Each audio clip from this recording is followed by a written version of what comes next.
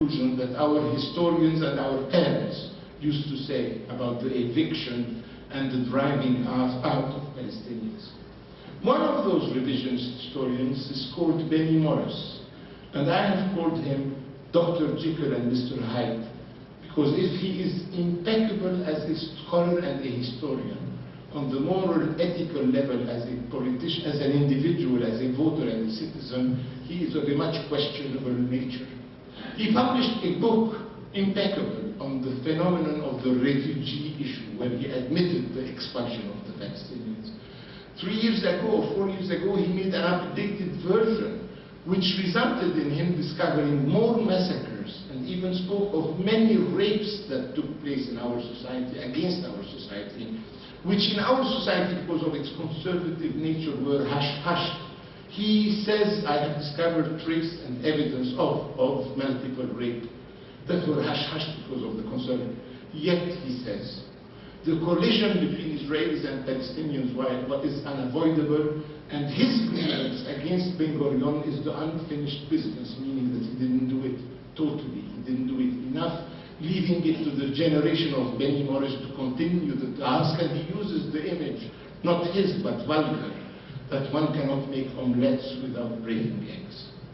But I believe Benny Morris, in the sentences I just reproduced for you, represents, unfortunately, over 50% of Israeli society. Now let me come to the concluding part of my expose. I, for one, ladies and gentlemen, and I'm a peace enthusiast, not any peace, an acceptable peace. I'm a peace enthusiast. I personally believe that the major flow of the peace processes that were tried, and I have lived, Bassem, through every possible desirable breakthrough, and I've witnessed every disastrous breakdown. And we have seen breakthroughs, breakdowns, and we are still in square one. I believe the major flow of those peace processes attempted was mainly residing in the fact that too much was left to the local parties to sort it out. And we are speaking, my friends, of two asymmetrical players, and Israel is constantly tempted to dictate the ceiling of the possible, the ceiling of the permissible, and the pace or the absence of speed in the progress towards peace. And I told Israelis already in 91, 93, that you want a diplomatic outcome with us that would reflect Israeli power and intransigence, the instinctive American constant alignment on the Israeli preference. You want a diplomatic outcome that reflects Russian decline, European abdication, Arab impotence, and what you hope to be Palestinian resignation. And it wasn't work that way. Such an outcome will neither be lasting, durable, and I dare not mention the words equitable and just. That's the outcome they were looking for. So to tell you frankly, I, for one, believe that if you clinically look at the situation, what is democratically acceptable to the Israelis is unacceptable to the Palestinians, and what's democratically acceptable to the Palestinians is unacceptable to the Israelis. So what do we do? One, in international relations, ladies and gentlemen, I personally believe in matters of war and peace, the international will should prevail on a national whim. Peace is too important to be left to the Israelis to decide upon. Yes, they have a democracy, and I, for one, speak of an Israeli democracy for the Jewish component of society. But I speak of it not as a factor to make Israel more adorable and lovable. It's not an extenuating factor. For me, Israeli democracy is an aggravating factor, because what it shows, if it shows anything, is the collective responsibility for the injustice and the oppression inflicted on Palestinians, and it's a democratically supported oppression of Palestinians. So it's an aggravating factor, not an extenuating factor that should make the oppressor look more lovable. But the world should tell Israel that it's not up to Israel to decide what's the percentage of territory they are ready and willing to condescendingly withdraw from. That's an international decision. The international will has primacy on the national will.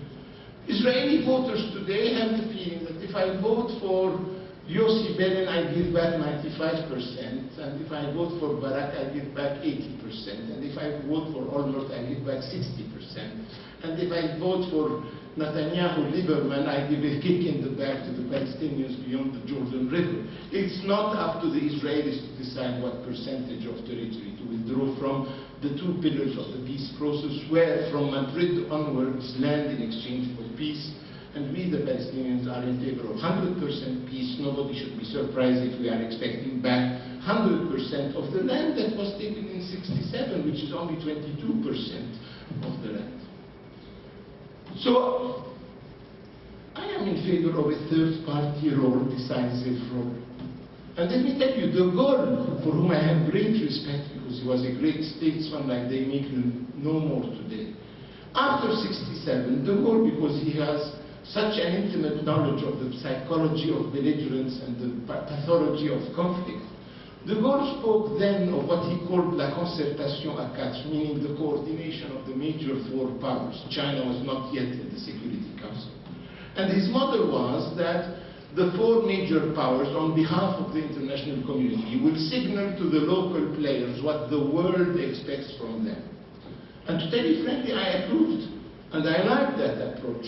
Instead of having endless negotiations, a permanent peace process, instead of lasting peace, I'd rather have the world tell the local actors what the world expects from them.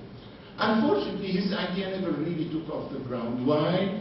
America in '67 was not unhappy with the military victory of Israel. It compensated the humiliations of Vietnam. The Soviet Union, short-sighted like they frequently could be, didn't see why they should give equal status to countries like England and France, and preferred the bipolar constellation between them and the Americans as the two major superpowers. The English were unenthusiastic simply because the suggestion was French to begin with. And ladies and gentlemen, instead of durable permanent peace, we are having a lasting process, which is the symptom of its failure.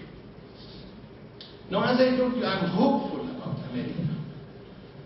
I'm hopeful about America. I will not say anything about the presidential campaign. As a foreign diplomat, I'm supposed to observe total neutrality and equidistance. But my wife, Crystal, whose opinions I listen very attentively every day, my wife tells me that she is witnessing a revival and a reawakening of American idealism. And it's a interesting phenomenon that should be encouraged, the revival, reawakening of American idealism. And she's telling me that you're being offered the choice and the possibility of helping America to reconcile with itself and helping America reconcile with the world. But that's your choice, not mine. I'm neutral, equidistant. I personally believe a superpower, a major power, always has a choice in international relations between pursuing policies that make you hated or make you loved. If I were you, I would rather see my country adopting a policy that makes us loved rather than hated, etc. And to tell you frankly, I often tell my interlocutors that we, the Palestinians, are the key for America's credibility and even for America's lovability. And I believe many of the problems that America and Americans have encountered around the world stem from the fact that the Palestinian problem has been kept festering unresolved. And this is what has put America on a collision course with some parts of the Arabo-Islamic world. And today, since